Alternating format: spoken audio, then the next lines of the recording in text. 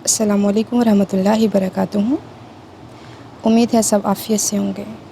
الحمدللہ الحمدللہ الحمدللہ، شکر ہے اس ذات کا جس نے اس اچھے کام کے لیے چنا اور اس کام کا خیال دل و دماغ میں ڈالا۔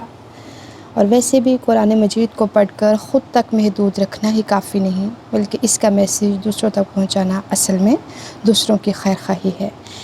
اور میں آپ لوگوں کو بتاتی چلوں کہ اس چینل کا مقصد دوسروں کو قرآن و احادیث کی اتھینٹک بات پہنچانا، اللہ تعالیٰ کے ساتھ اور نبی صلی اللہ علیہ وسلم کے ساتھ اپنا تعلق اسٹرانگ بنانا۔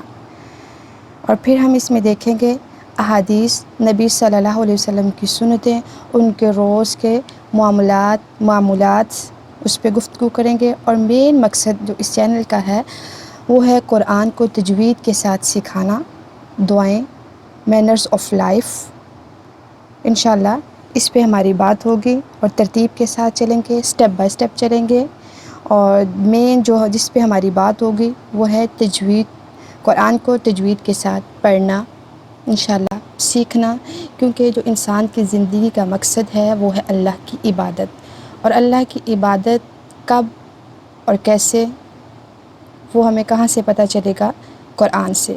اور قرآن سے کب اور کیسے پتہ چلے گا؟ جب ہمیں قرآن صحیح سے پڑھنا آتا ہوگا، اور اس میں کیا ہوگا؟ قرآن کے جو رولز ہیں، اس کے قواعد ہیں، اس کے ساتھ اس کو پڑھنا۔